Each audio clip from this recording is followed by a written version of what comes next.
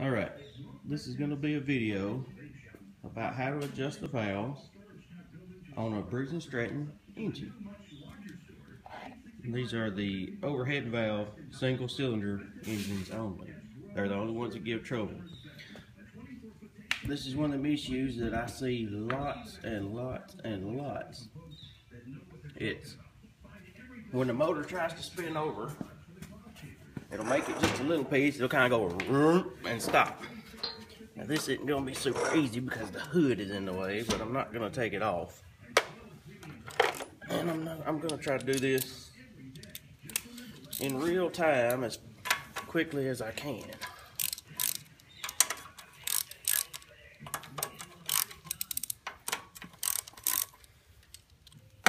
Now, I always take your two top bolts out first, out of your valve cover, because sometimes there's oil in it. There shouldn't be, but just at least a little bit, if any.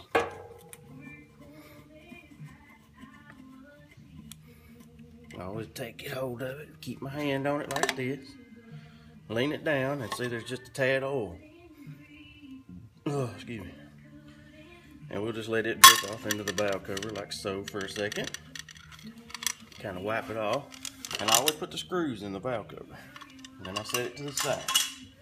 It's nothing special. Now next, if I can keep a hold of the wrench, the socket I mean, we're going to take the spark plug out.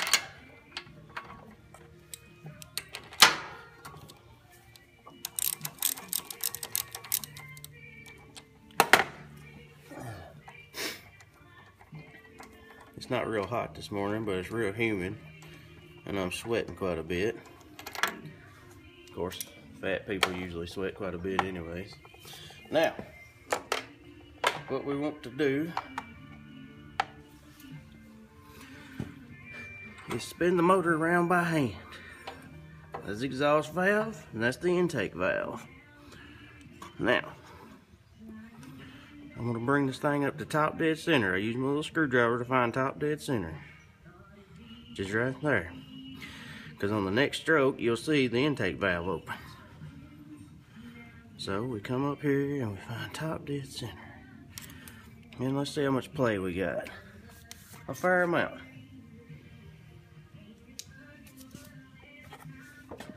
So, get our feeler gauge out. And we're going to open it up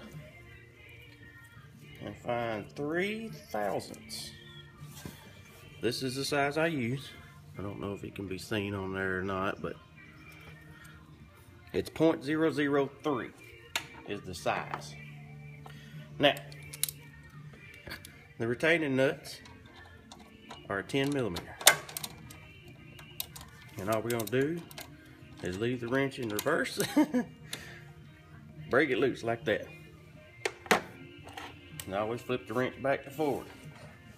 Now, I take my wrench, I'm going to take my feeler gauge, I stick it in there, T15 star head, in the end of this cap.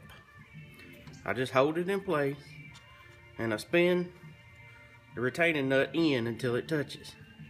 Then we're going to back it. This is really hard to try to do in video, but I'm going to back it out just barely. Then I'm going to spin the nut in the center end. The little retaining screw. And that's pretty good. Then I'm going to tighten this. I do this a little different than most people.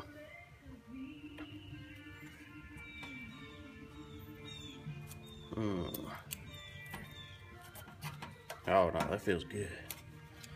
Now, that is your intake valve. And we're going to do the exhaust valve the same way. As you can see, it is way over 3 thousandths. Factory specs on them are 8 thousandths. But these motors have a they actually have a cam problem that goes bad in them, and over time, it wears off. And when it wears off, the motor won't release. Well, it's kind of hard to explain. I'm trying to, that's still a little loose. But this is why I say, actually, when you first put one of these valves, when you adjust the valve, rocker arm here, and you want to adjust the tension, you're supposed to just run it up till it's tight on the feeder gauge. Alright. Then this is your retaining nut. Alright. And inside it has this little retaining screw. Okay. The screw itself is supposed to just be run up tight, and then you're not supposed to touch the retaining nut anymore. But I've seen so many of them come loose over the years. I learned to just take the ratchet and give it a bump like that, and then we'll check for the thickness again, which is almost perfect.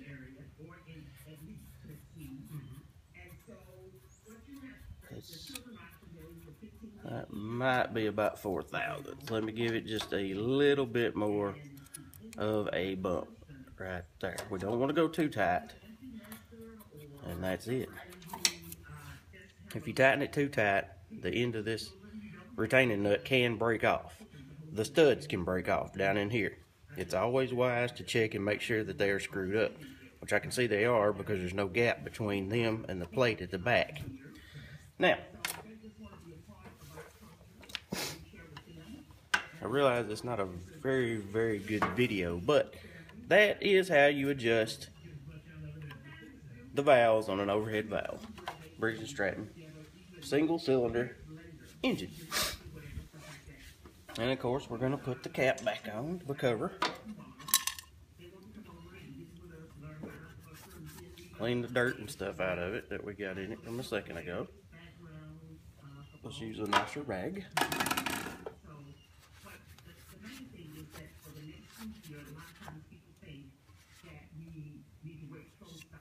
Wipe some of the trash off. So kind of an ugly spot in there. We're going to get that out. There we go. Now then. And it has a gasket on it, which you can see most of the time they stay on. They don't give any problems. Occasionally they'll break. It's always wise to put, you know, a new gasket on it if it does break.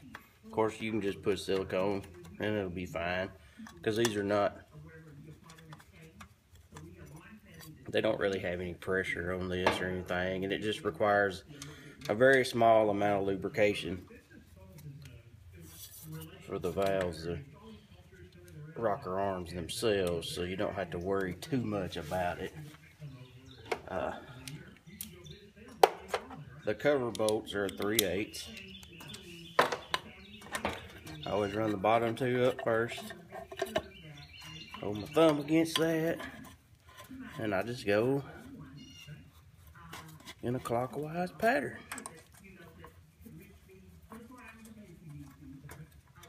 Just like this. And then of course we're gonna, I keep changing the wrench over. Just tighten these up just a little bit. You gotta use your trusty snap-on ratchet to do this. It's the only brand that'll work, apparently. That's what lots of people tell me anyways. Clean this spark plug off. It's not a very pretty looking spark plug, but they don't go bad very much anymore because the carburetors don't have all the adjustments that they used to have. They're preset, so you don't have many people adjusting them, getting them too lean, too rich. It's already preset. You don't have to worry that much about it.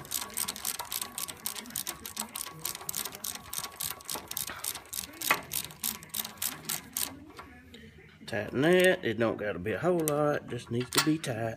Spark plug. The boot is actually busted on this, but it is not busted where the electrode end is, so it will be alright. And now I put that back on, and I can see right here that that screw is loose. So I'm going to grab my 3/8 again, put it on there, just go like that, and now it's tight. Now all of that is tight. Now I've already checked the oil. Take my tools off of it, lay them right here to the side. Get a rag, kind of clean my hand off a little bit. Like I say, I've already checked the oil, so I know it's got oil in it. Now, before, it would not start. Let's raise this up a little bit and set it back.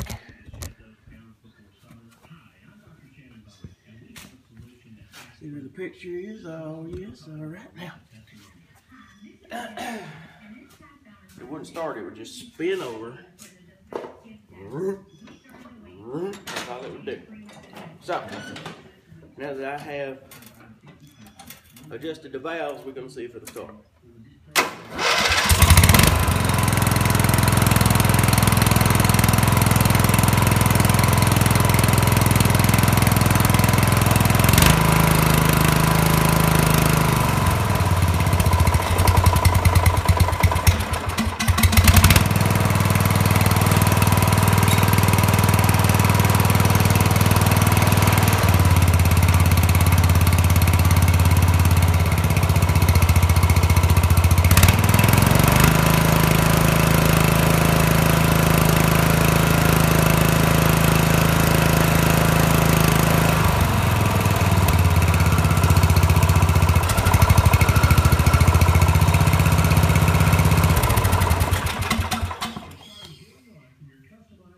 And that's how you adjust the valves on a carburetor, or no carburetor. Listen at me. I can definitely see why people have problems on video when they're doing these videos, because you don't think what you're trying to say doesn't come out of your mouth. So it gives you a little trouble every now and then. But that is roughly how we adjust the valves on an overhead Briggs engine. I'll do one a little bit later. It's easier. Let's see, this is 12 minutes. So it wouldn't take me too awful long to do that job. Of course, I was already prepared. I had everything laid out to do it just because I wanted to try to show how to do it. I'll make a better video later sometime when I adjust another set. That's all.